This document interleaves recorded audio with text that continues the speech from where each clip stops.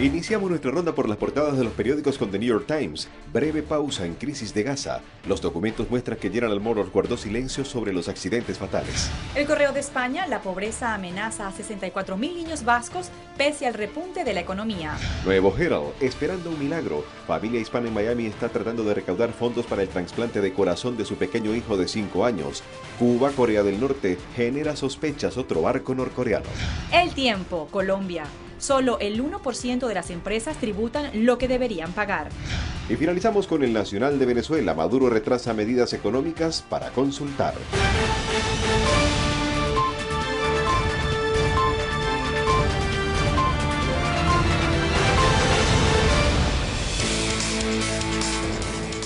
Les damos la más cordial bienvenida a esta emisión de Noticias 18. Estamos listos con otra actualización de noticias. Así es, un abrazo también para toda nuestra audiencia en Tampa y en Orlando. Comenzamos.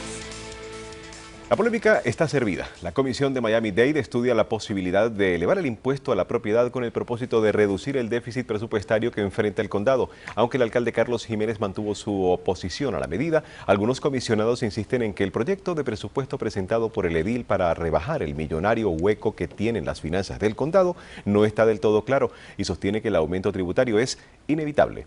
En caso de ser aprobada, los propietarios de viviendas que alcancen los $150,000 tendrían que pagar $49 más cada año, mientras que en los casos de las casas de más de $300,000, la cifra aumentaría hasta los $98. También generó opiniones enfrentadas entre los representantes de los sindicatos la propuesta de Jiménez de reducir el seguro médico. De esta forma, explicó, no habría que subir impuestos ni recortar el número de policías y mantendremos las bibliotecas abiertas. John Rivera, presidente del Sindicato de Policías de Miami-Dade, afirmó que Jiménez quiere atemorizar a todos con las amenazas de despidos.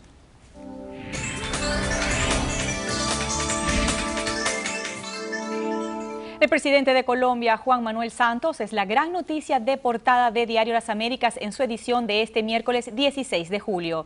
En sus declaraciones, el mandatario destacó el crecimiento económico del 6.4% que registra la economía colombiana y dijo a quienes no votaron por él en el sur de la Florida por temor al chavismo que ese es un fantasma que no existe. Santos defendió además el modelo que aplica en el diálogo de paz con la FARC y aseguró que su gobierno no está improvisando. Tenemos los mejores asesores de resolución de conflictos armados del mundo.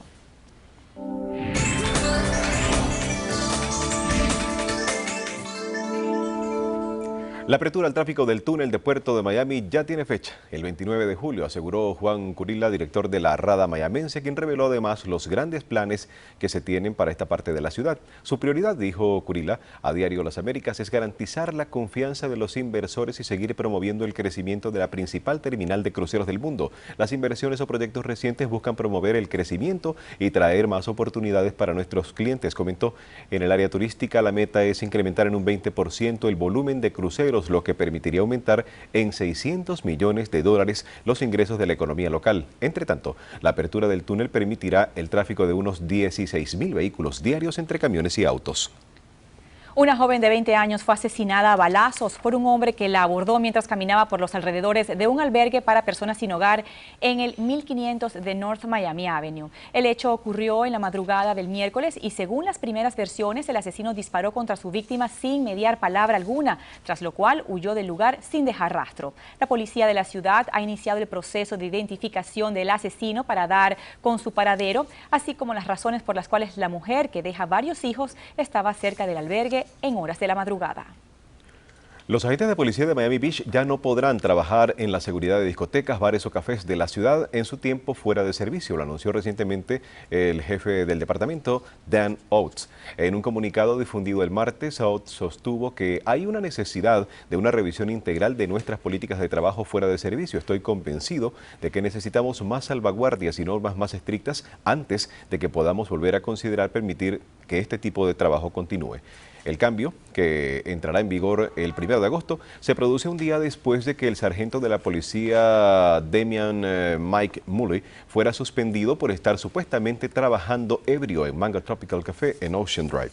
El grupo del diseñador italiano Giorgio Armani construye un rascacielos residencial de lujo diseñado por el arquitecto argentino César Pelli en una exclusiva zona a orillas del mar en Sunny Isle Beach. El edificio de 60 pisos será la primera incursión en el mercado de bienes raíces estadounidenses de Armani, que indicó Laura Acker de la empresa de relaciones públicas Creft de María. La estructura a cargo del arquitecto argentino Pelli, conocida por las Torres Gemelas Petronas en Malasia y el Centro de Arte Adrienne Arts Center de Miami, contará con 260 residencias de lujo que reflejarán la sensibilidad estética y el característico sentido de confort y funcionalidad de Giorgio Armani.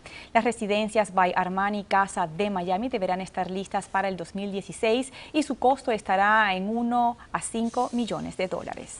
Jaime Ponce, un niño de 5 años de origen mexicano, aguarda por un trasplante de corazón en el Joe DiMaggio Children's Hospital de Hollywood, en el condado de Broward. El pequeño sufre de miocardiopatía dilatada, una condición grave en la que el corazón afectado se debilita y no puede bombear la sangre de modo eficiente, por lo que tiene que permanecer conectado a un corazón artificial. Lo trágico del asunto es que hay cientos de otros niños esperando por el mismo milagro y hay escasez de corazones donados.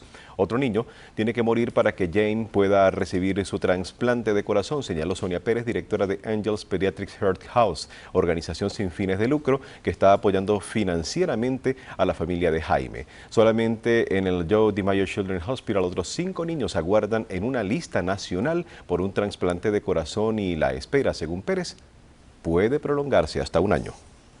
Pese a los buenos datos macroeconómicos de las últimas semanas, Janet Yellen, presidenta de la Reserva Federal, admitió que la recuperación de la economía estadounidense todavía está incompleta y que se necesita aún de un importante apoyo de la Fed. Varios estudios indican que la salud financiera del país todavía está delicada y casi la mitad de la población está gastando mucho más en el pago de sus necesidades básicas que el año pasado. Sin duda alguna hubo y hay una inflación subyacente y no se ha reflejado en las estadísticas que da el gobierno nacional, pero hay un aumento de entre un 2 y un 3% en la inflación, afirmó a Diario Las Américas Jorge Salazar Carrillo, economista y profesor de la Universidad de la Florida. El conjunto de los gastos necesarios, incluidos los servicios básicos, que significan el 33% del gasto del consumidor, van al alza. Las tarifas en las autopistas y otros servicios, todo ha aumentado, subrayó el experto. La canciller alemana Angela Merkel y el presidente de Estados Unidos Barack Obama hablaron por primera vez el martes desde que hace una semana estalló la crisis de los espías. Un comunicado de la Casa Blanca precisa que ambos mandatarios conversaron vía telefónica sobre la cooperación germano-estadounidense, además de la crisis de Ucrania y las negociaciones nucleares en curso con Irán. Obama, añade la nota, expresó a la canciller su deseo de proseguir en estrecho diálogo con Alemania a fin de mejorar la cooperación entre los servicios de inteligencia de los dos países en el futuro. Los dos dirigentes tuvieron oportunidad de intercambiar sus puntos de vista después de que el gobierno alemán decidiese el jueves pasado expulsar al jefe de la CIA de suelo germano, una medida sin precedentes a raíz del escándalo provocado por la detección de 2 espías alemanes a la orden de la inteligencia estadounidense. También el martes se pudo ver al presidente Obama conducir un coche en un simulador de un centro de desarrollo tecnológico del que salió algo mareado luego de casi 6 años sin ponerse al frente al volante. Es Barack Obama apoyando lo último en tecnología automovilística. El presidente estadounidense ha probado un coche que habla. Obama al volante ha testado un simulador de viaje con mensajes y recomendaciones al conductor. El presidente bromeaba al decir que se sentía raro conduciendo con los periodistas al lado. La tecnología diseñada en este centro envía a los conductores información para reducir accidentes o para lograr un consumo más eficiente de gasolina. Según Obama, era como una especie de coche fantástico diseñado por la Universidad de Michigan y en el que también colaboran algunas de las marcas automovilísticas más importantes. Y una última de la Casa Blanca. Estados Unidos está sopesando imponer sanciones unilaterales a Rusia por sus medidas amenazantes contra Ucrania. La medida supone un cambio de estrategia que refleja la frustración del gobierno del presidente Barack Obama ante la renuencia de europeos a tomar acciones más enérgicas contra Moscú, según funcionarios estadounidenses y europeos. Hasta ahora, Washington ha insistido en golpear a Rusia con penalizaciones conjuntamente con Europa para maximizar el impacto y presentar un frente occidental unido. Pero los fuertes vínculos económicos que unen a Europa con Moscú han hecho que la primera se muestre temerosa en la aplicación de sanciones más duras que pudieran actuar como boomerang. Manifestantes en una pequeña población de Arizona planeaban el martes bloquear un autobús que según ellos transportaba a unos 40 niños migrantes a una academia para jóvenes con problemas de conducta. En todo el suroeste de Estados Unidos ha provocado furia la oleada de niños centroamericanos que cruza la frontera con México desde hace más de un mes. Aunque se le considera una crisis humanitaria, la ola de inmigrantes también alimenta los fuegos del enfrentamiento político. Las protestas serán similares a las de Murrieta, California, donde el alcalde y los vecinos contaron el paso de autobuses que transportaban a niños migrantes y otros en Michigan. Los archivos nacionales de Estados Unidos planean dar a conocer más documentos del gobierno del presidente Bill Clinton el próximo viernes. Como parte de un proceso de publicación de documentos de la Casa Blanca, unas 20.000 páginas de documentos de los dos mandatos de Clinton han sido publicadas desde febrero de este año. Los documentos están siendo monitoreados por organizaciones de prensa e historiadores en momentos en que la ex primera dama y ex secretaria de Estado Hillary Rodham Clinton pondera una segunda campaña presidencial. Para el viernes se anuncian unas 1.000 páginas de memorándums, transcripciones y bosquejos de discursos. Y es hora de ir a revisar los índices económicos en la Gran Manzana. Wall Street abrió hoy al alza y el índice Dow Jones de Industriales, su principal indicador, avanzaba un 0.38% minutos después de comenzar la sesión. Mientras que el selectivo S&P ganaba un 0.48% y el índice compuesto del mercado Nasdaq subía un 0.67%. Momento de hacer nuestra primera pausa. Al regresar en Noticias 18, el régimen de Nicolás Maduro puso el freno al anuncio de medidas económicas por temor a explosión social. El rumor se confirma, Rusia espiará a Estados Unidos desde Cuba. Más en solo minutos por Noticias 18.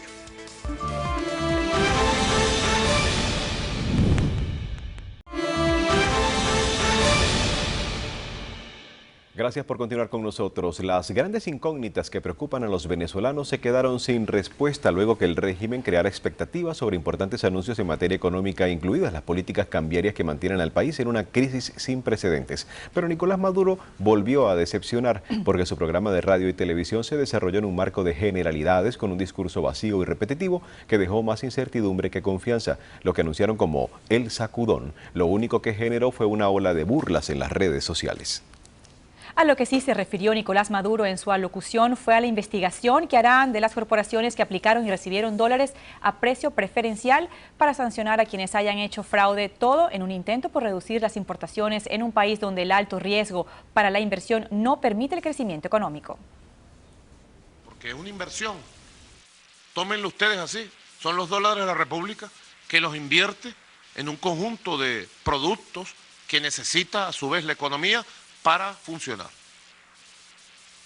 Hay otro tema, ¿no?, que es la sustitución de importaciones, porque es un tema clave para Venezuela y posible, y además es posible, sustituir un conjunto de elementos intermedios del funcionamiento de la economía que significan ingentes recursos en divisas que se pueden producir en el país.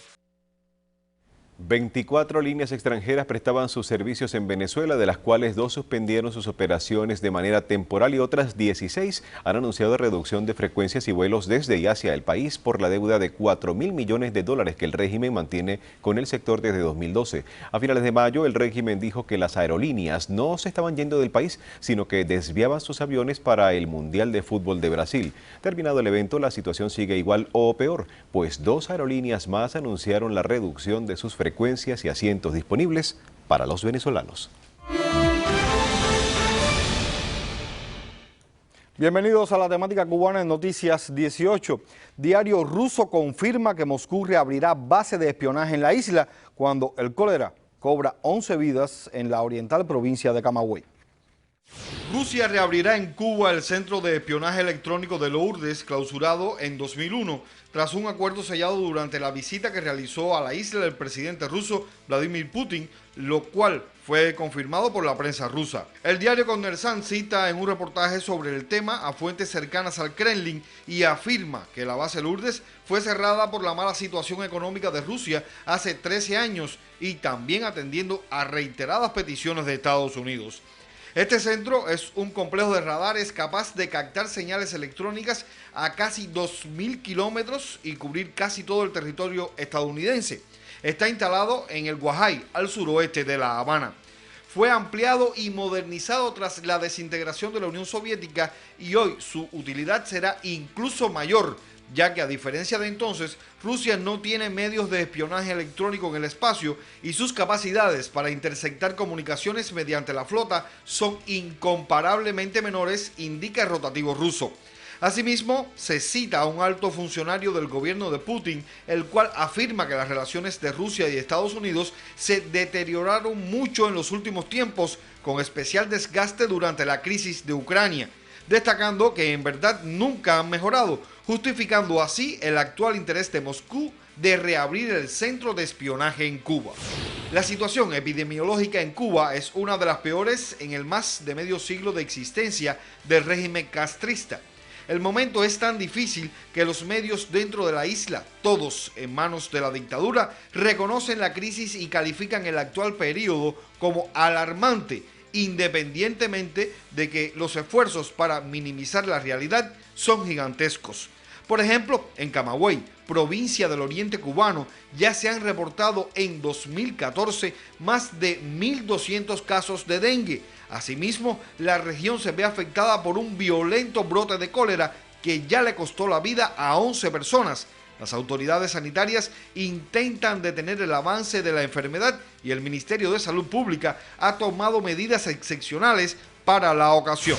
China y Rusia podrían participar en conjunto del empeño por modernizar a Cuba para sostener a su aliado histórico, el régimen de La Habana. Como hemos informado, el presidente del gigante asiático, que pronto estará de visita en la isla, anticipó que acelerará los pasos de cooperación con la dictadura, reforzando las inversiones de su país en sectores que son prioridad para los Castro. Especial interés demuestra Xi Jinping en el sector energético. Precisamente en esta área, en su reciente visita a Cuba, el presidente ruso Vladimir Putin firmó un acuerdo para fabricarle a la isla 4 generadores para la central termoeléctrica de Mariel, primer paso de un ambicioso programa de diversificación y modernización de la matriz energética que requiere unos $10.000 millones en financiamiento externo. Una delegación de empresarios chinos viajará a Cuba para escuchar las propuestas del régimen sobre negocios e inversiones en la isla. De esta forma, la dictadura intentará convencer a esta nueva clase acaudalada del socialismo chino de invertir su dinero en sectores como biotecnología, turismo y energías renovables. Se trata del más grande esfuerzo por parte de Cuba y que descansa en la habilidad de los funcionarios de la Cámara de Comercio de la isla para que estos acaudalados empresarios chinos den el empujón que necesita la precaria economía cubana. Ofensiva en busca de los dólares chinos, nueva estrategia del régimen de La Habana.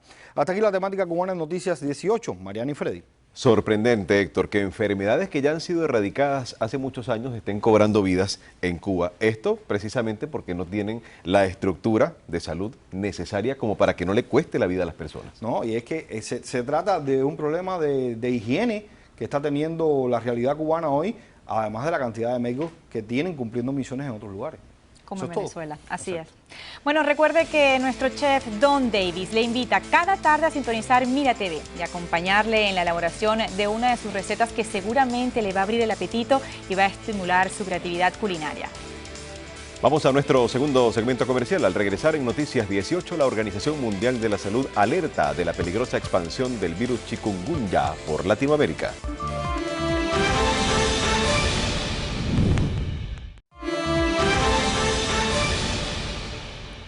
Ya estamos de vuelta con más de Noticias 18. La directora general de la Organización Mundial de la Salud, Margaret Chan, considera que la propagación del virus chikungunya está creando una situación grave en América Latina. En una conferencia de prensa en La Habana, Chan recomendó a los países afectados afrontar la prevención de esta enfermedad muy parecida al dengue. La directora de la Organización Mundial de la Salud opinó que los gobiernos deben ser activos en cuanto al control del vector que transmite la dolencia y en la adopción de medidas para proteger a la sociedad. También apeló a la responsabilidad individual y de las familias para evitar criaderos del mosquito propagador de la enfermedad en las viviendas o en el entorno doméstico. Según datos, se han registrado 21 muertes por este virus, 4.756 casos confirmados y 302.000 casos sospechosos, de ellos un poco más de 193.000 en la República Dominicana. Las Fuerzas Armadas Revolucionarias de Colombia y el gobierno de ese país reanudarán las conversaciones de paz el próximo día 15 en La Habana y han animado a las víctimas a participar en el diálogo. Humberto de la Calle, jefe de la Delegación de Paz del Gobierno de Colombia, animó a las víctimas del conflicto a participar en los diálogos de La Habana. Hemos venido hoy a La Habana con una propuesta concreta sobre la manera de permitir la presencia de las víctimas en las conversaciones de La Habana. Lo que queremos es discutir el tiempo, el procedimiento, la fecha en que esto comenzará a ocurrir. El centro de gravedad del proceso son las víctimas, el reconocimiento de sus derechos. Como lo hemos repetido muchas veces, no se trata de negociar los derechos de las víctimas, sino de convenir la manera de reconocerlos, la mejor manera de reconocerlos. También estamos recibiendo los insumos que provienen de los distintos foros que se están realizando y la amplia participación ciudadana. Yo creo que el mensaje central es a las víctimas: participen, estamos dispuestos a oírlas y a que hagan presencia aquí en las conversaciones. Los negociadores del gobierno y de las FARC se encuentran en Cuba para concretar cómo se discutirá el punto sobre las víctimas, el cuarto tema que las partes debatirán en las conversaciones que intentan poner fin al conflicto y que tienen su sede permanente en La Habana. Por otra parte, los directivos de la Autoridad del Canal de Panamá afirman que los trabajos de ampliación están completos en un 76%. Las obras en general del Canal de Panamá ya se han completado en un 76%. Así lo afirmó la autoridad del canal, ACP, tras una visita a la zona donde se revisaron las nuevas esclusas del sector Pacífico, cuyo trabajo avanzó notablemente en junio con la llegada desde Italia del segundo juego de 4 compuertas. Durante el recorrido en el que participaron el presidente de la Junta Directiva de la ACP, Roberto Roy, y el administrador del canal, Jorge Luis Quijano, entre otros, se explicó también que por su parte el proyecto de diseño y construcción de las nuevas esclusas, que es el principal de la obra, alcanza un progreso del 71%. Y es que luego de varios retrasos considerables en los meses de febrero, abril y mayo por problemas contractuales y una huelga de trabajadores, ahora se trabaja contra reloj para lograr poner en marcha las esclusas tanto del Pacífico como del Caribe en enero de 2016, pues según Quijano, cada día de retraso en las obras les cuesta casi $1 millón. Con esta ampliación, el Canal de Panamá, por donde pasa casi el 6% del comercio mundial, permitirá el paso de buques con hasta 12.600 contenedores, casi el triple de lo actual. Los últimos bombardeos israelíes en la Franja de Gaza han dejado 205 personas muertas, en su mayoría civiles, y entre ellos cerca de 40 niños y más de 1.500 heridas, según datos del Ministerio de Sanidad palestino. En el ataque más reciente, la aviación israelí bombardeó las viviendas de diversos líderes y responsables del movimiento islamista Hamas y del grupo Yihad Islámica en Gaza, ataque que causó más de una docena de muertos y cerca de 80 heridos. Fuentes en Gaza aseguraron que entre los objetivos atacados estaban las viviendas de líderes de Hamas. Hamas dijo en un comunicado que los ataques contra las viviendas de destacados dirigentes y diputados del grupo islamista reflejan el estado de confusión en el gobierno y el estamento militar israelí después del gran fracaso en acabar con la resistencia armada palestina. Perú y Bolivia son escenarios de protestas en contra de los bombardeos israelíes en la Franja de Gaza. Las protestas contra la ofensiva en Gaza, que han matado ya a más de 200 palestinos, se han extendido por Sudamérica. En Perú y Bolivia, cientos de personas se han manifestado en contra de Israel.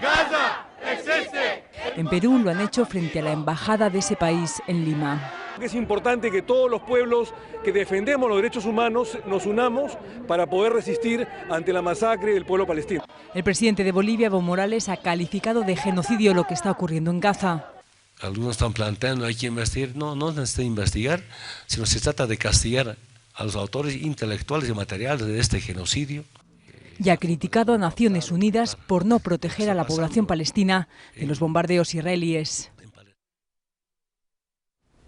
El presidente sirio Bashar al-Assad fue reelegido en una aplastante victoria, dando comienzo a su tercera legislatura de 7 años en el poder. El presidente sirio Bashar al-Assad asume su tercer mandato. Una larguísima alfombra roja le conducía hasta el palacio donde se ha celebrado la ceremonia de su toma de posesión. Así de aclamado y entre aplausos le recibían más de 1000 invitados. Será el presidente de Siria otros 7 años. De esta manera juraba su cargo. Unas elecciones celebradas en junio en medio de la guerra civil. Se presentaba como único candidato oficialista con opciones a ganar.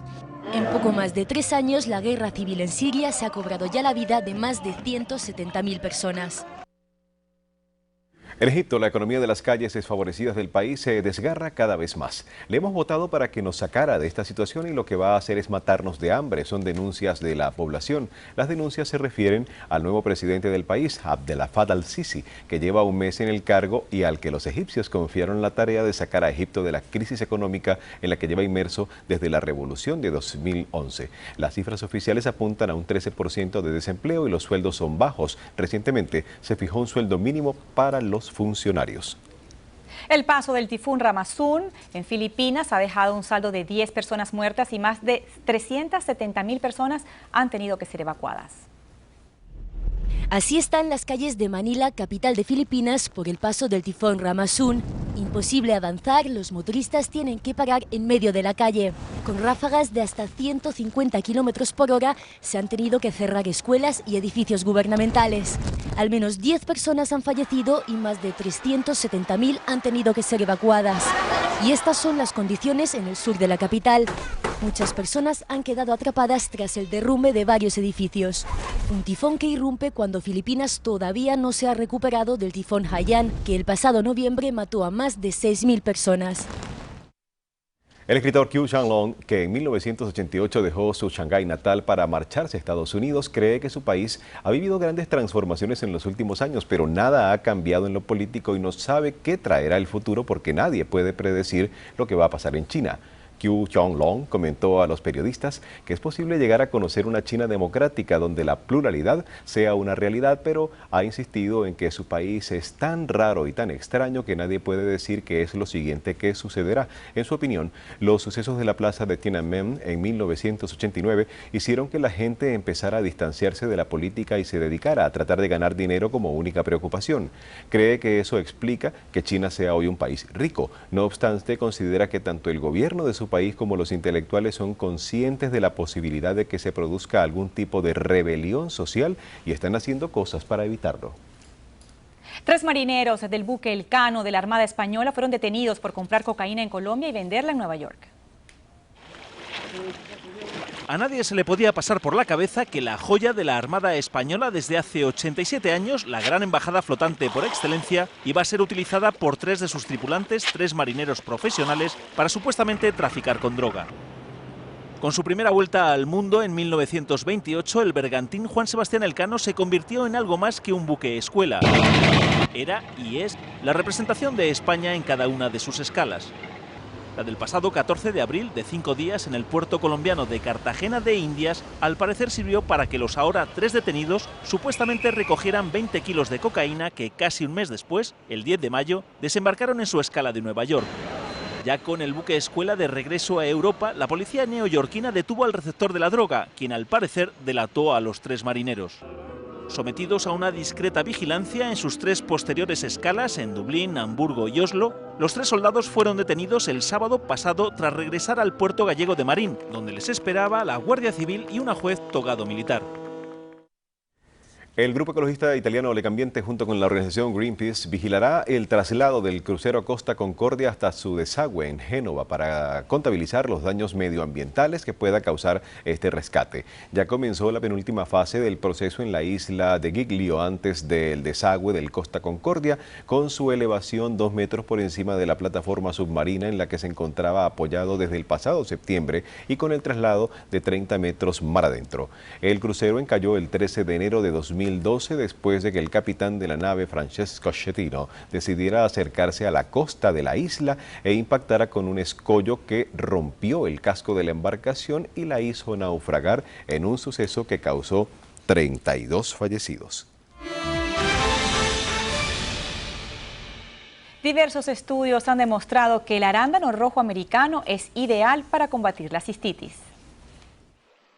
Llega el verano, el calor y las piscinas se convierten en un buen aliado. El problema es que a veces no nos cambiamos el vestido de baño y sudamos más. Un caldo de cultivo perfecto para la cistitis. En mujeres existe un claro problema anatómico, es decir, la uretra de la mujer es muy pequeña, muy corta y hay un paso muy fácil de bacterias al interior de la vejiga. Trinidad lleva 3 años padeciéndola. Desde que se operó la vejiga, a partir de entonces aumentó el número de episodios de cistitis. Mucho escozor, mucha sensación de malestar abajo, el vientre, mucha necesidad de ir al baño y de prácticamente no moverte de allí. El mejor consejo, cambiarse el bañador al salir del agua y beber entre 2 y 3 litros de agua. Orinar cada 2 o 3 horas también ayuda.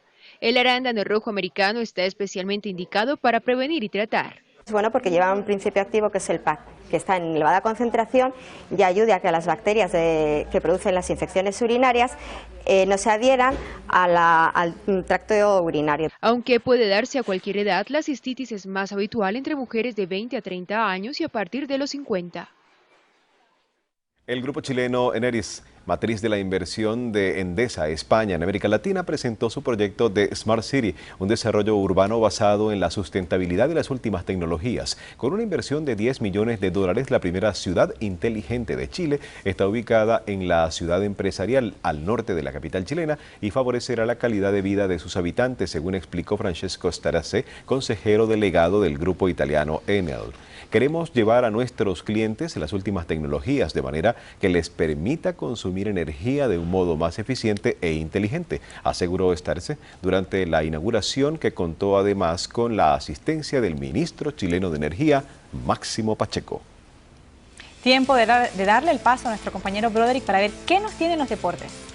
Sí, señores, hoy les traigo todo lo que aconteció en el Juego de Estrellas de las Grandes Ligas que ganó la Liga Americana. Pero además vamos a estar hablando de cómo anunciamos ayer en primicia el acuerdo de Dwayne Wade con el Miami Heat. ¿Cuántos años va a ser el contrato? ¿Cuánto ganará? Todo esto y más aquí en Noticias 18 por Mira TV.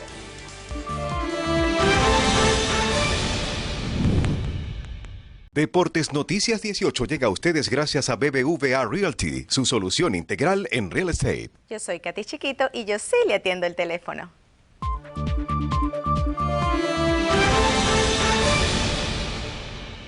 Y comenzamos los deportes en el cielo, porque ayer hubo estrellas en el béisbol de las Grandes Ligas. Un doblete de Derek Jeter, triple de Mike Trout y jonrón de Miguel Cabrera. Cualquiera diría que fue una impecable coreografía para un primer inning de Juego de Estrellas. El clásico de mitad de la temporada en la casa de los Mellizos de Minnesota fue esencialmente un tributo para Jeter, el excelso capitán de los Yankees de Nueva York, que planea retirarse al final de la campaña tras 2 décadas de una ilustre trayectoria, pero también se sentenció con una victoria 5 carreras por 3 para la Liga Americana sobre la Nacional, con lo que la Serie Mundial, nuevamente, mis amigos, va a comenzar en un parque del joven circuito. Ahí llega tercera Mike Trout y vean el soberbio cuadrangular de Miguelito, que se fue para la calle. Pero el auténtico centro de atracción de Juego de Estrellas fue Derek Jeter, que brilló como en sus mejores tiempos. Como primer bate de la Liga Americana, el torpedero de 40 años batió doblete por el jardín derecho y también conectó sencillo en su segundo turno en el tercer inning. Al abrir el cuarto se dio el anuncio de que Alexei Ramírez, el cubano, le reemplazaba a la defensiva, provocando el retumbe de aplausos en el Target Field. El capitán de los Yankees se pondrá fin a una carrera de 20 temporadas al término de esta campaña y recibió la oportunidad de entrar al terreno para salir luego de una cerrada y larga ovación de los fanáticos que durante sus turnos coreaban rítmicamente su nombre de la misma manera que se hace en las gradas del Yankee Stadium, de esta forma: Derek Jeter. Así es que lo dicen en el Yankee Stadium, así lo estuvieron diciendo en el Target Field. Y el jardinero de los Angelitos de Anaheim, Mike Trout, se llevó el premio MVP del Juego de Estrellas. Conectó de 3-2 con dobletes, 2 remolcadas y una anotada en su tercer Juego de Estrellas desde que está en las mayores. La victoria fue para Max Scherzer, la derrota para Pat Netcher y el juego salvado para Glenn Perkins. Por cierto, como premio, el joven de los Angelitos se llevó a casa un auto Corvette por su elección como más valioso del compromiso. Lo pusieron a escoger entre la camioneta blanca y el Corvette descapotable. Adivinen qué fue lo que escogió el hombre del bate de vidrio. Y el Juego de Estrellas siempre trae algunos anuncios. El más visible es el que se refiere a Pete Rose y la posibilidad de que tenga algún papel que desempeñar en el próximo Juego de Estrellas en Cincinnati, a pesar de su suspensión de por vida del béisbol. El líder de imparables de todos los tiempos solo tiene permitida la entrada a los estadios de Grandes Ligas como fanático. Los Rojos recibirán en el 2015 el Juego de Estrellas el 14 de julio. El comisionado Bob Selleck dejó abierta la posibilidad de que Rose pueda desempeñar un papel en las ceremonias. Bienvenido, Pete. Mis amigos, pasamos al basquetbol y es que Dwyane Wade llegó a un acuerdo de largo plazo con el Miami Heat. El mismo Wade hizo el anuncio ayer a través de su cuenta de Twitter donde mencionó: la casa es donde el corazón está, mi casa, mi ciudad, mi casa. Eso fue lo que escribió Wade en Twitter con los movimientos recientes, incluidos la obtención de compromisos con Chris Bosh, Luol Deng y Chris Anderson, así como las firmas de Josh, Mark Robert y Mario Chalmers, además de Danny Granger. Una fuente nos informó que el contrato del alero escolta estaría alrededor de los 31 millones por 2 temporadas, con una opción para Wade al final del contrato. Wade comentaría: estoy orgulloso de ser parte del Miami Heat y de haber ganado 3 campeonatos con este equipo, además de haber traído esos trofeos a esta hermosa ciudad. ¿Se acuerdan que le dicen el condado de Miami Wade? Bien, y Mike Miller aceptó una oferta de contrato por 2 años y 5.5 millones con los Cavaliers, de acuerdo con lo que se reuniría así con LeBron James. James en Cleveland indicó una persona familiarizada con el convenio que estaría haciendo toda la fuerza para que Mike volviera. Según algunas fuentes, Mike Miller habría rechazado una oferta de $12 millones por 3 años para acompañar a LeBron en su aventura de Cleveland.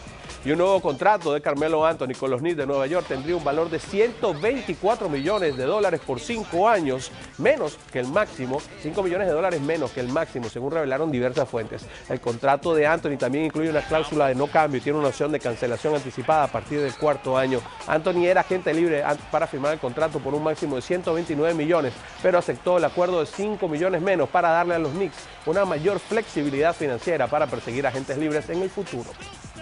Y la ciudad natal de LeBron James planea hacer una gran fiesta de bienvenida para el regreso de su estrella. La vocera de la ciudad, Stephanie York, informó que aún están en los preparativos para lo que será una fiesta gigantesca. York dijo al periódico Akron Beacon Journal que será un acto comunitario en toda la ciudad del que todos puedan darle la bienvenida a casa.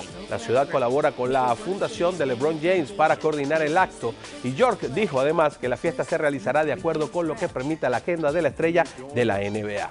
Y según el diario Marca, el contrato entre Real Madrid y Keylor Navas fue cerrado la semana pasada. Pagaron una cláusula de 10 millones y apenas se confirme la salida de Diego López, Navas sería anunciado como portero del Real Madrid tras su estupendo paso por el Mundial. Marca además revela el interés del Atlético de Madrid por Callejón y la posible salida de Khedira del Real, y aseguran que solo falta que López se acomode en algún equipo, ya sea del Nápoles o del Mónaco, y quienes serían los más interesados en él para que el costarricense se ponga el jersey merengue. El Real Madrid ya habría mostrado interés por hacerse de los servicios de Navas, quien pertenece al Levante y pagó 10 millones, de los cuales pagan 8 millones al equipo y 2 millones al portero de brillante actuación, por supuesto, en la Copa del Mundo Brasil 2014. Ese es el Tico. Antonio Conte terminó anticipadamente su contrato con la Juventus, campeón de la Serie A italiana, de manera consensuada con el club. Un movimiento sorpresivo que se da cuando la escuadra comienza a prepararse para la próxima campaña. Ganar es difícil, es necesario hacer un gran esfuerzo, especialmente en un club como la Juventus, donde existe la obligación de ganar, dijo Conte en un mensaje en video publicado en el sitio de la Juve. Conte llevó a la Juventus a 3 títulos de la Serie A en forma consecutiva y se presume que su renuncia vendría de la mano de la incapacidad de la gerencia juventina de juntar un equipo competitivo. Y según nos informaron algunas fuentes, Massimiliano Allegri ya fue presentado por la vecchia señora como su nuevo director técnico.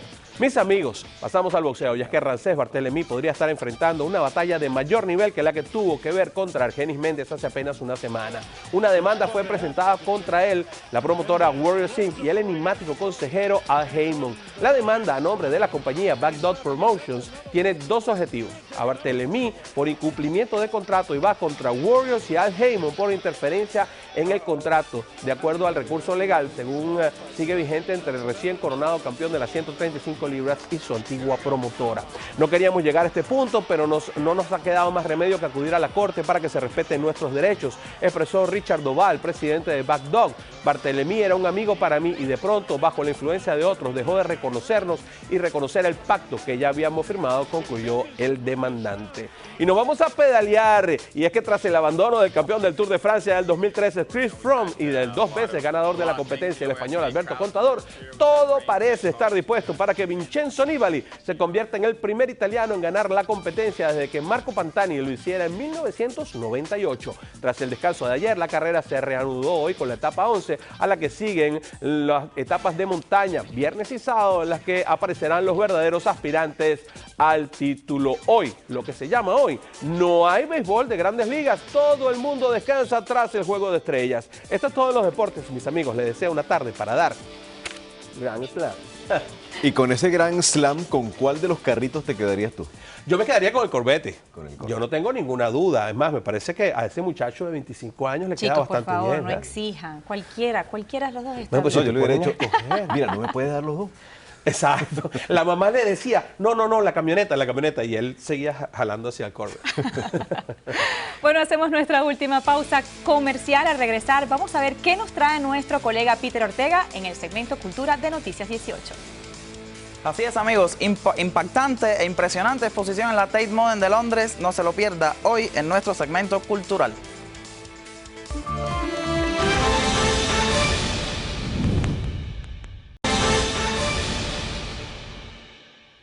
Muy buenas tardes, amigos. Tiempo de información cultural en Noticias 18.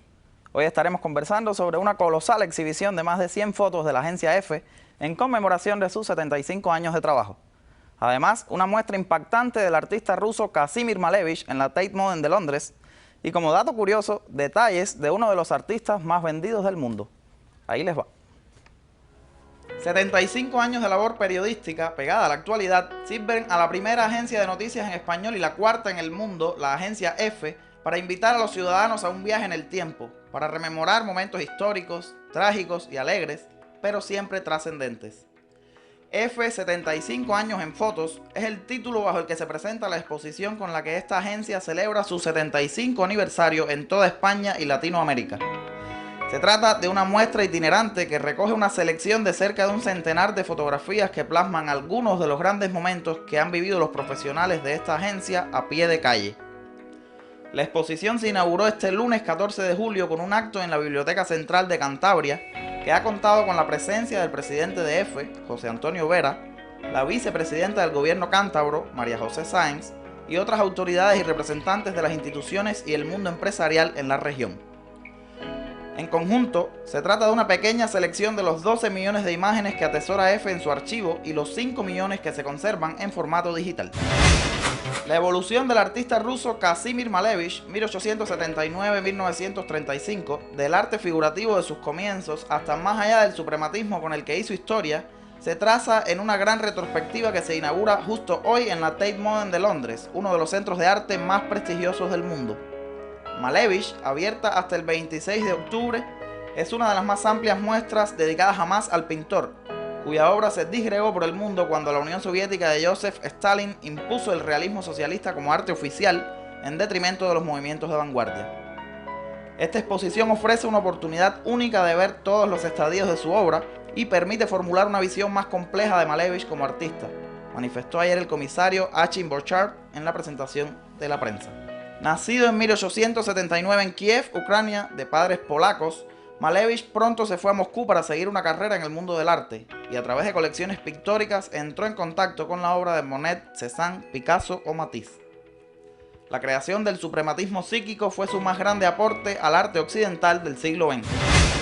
Y como una nota curiosa de hoy, el artista italiano radicado en Nueva York, Mauricio Cattelan, de 54 años de edad, se erige como uno de los más cotizados y promocionados a escala global. Su obra, básicamente escultórica, se basa en el humor y la sátira como herramientas fundamentales, provocando en todo momento la polémica y el escándalo. Entre los temas que más ha abordado se encuentra el cuestionamiento del universo religioso, el orden policial, la parodia de figuras simbólicas de la historia, reflexiones en torno a la vida y la muerte, entre otros. De formación autodidacta, sus esculturas hiperrealistas alcanzan la cifra de soberbios millones de dólares. Y hasta aquí, amigos, nuestro segmento de información cultural. Mañana seguimos con más. Recuerde siempre que el arte es el camino más recto a la nobleza del espíritu. Hasta un próximo encuentro. Chao. Y ahora continúen con más Mariana y Freddy. Bueno, gracias Peter por toda la información de la cultura que también es noticia en Noticias 18. El virtuoso de las cuerdas, Joe Satriani, cierra hoy su gira por España tras una serie de conciertos en los que el popular y veterano guitarrista estadounidense ha tratado de demostrar que el rock clásico de guitarra no ha pasado de moda. El guitarrista ha actuado en Madrid, en el Mad Garden Festival y lo hará en Vigo para acabar su gira española. Y de esta manera concluimos Noticias 18 y los dejamos con su música. Hasta mañana. Hasta mañana.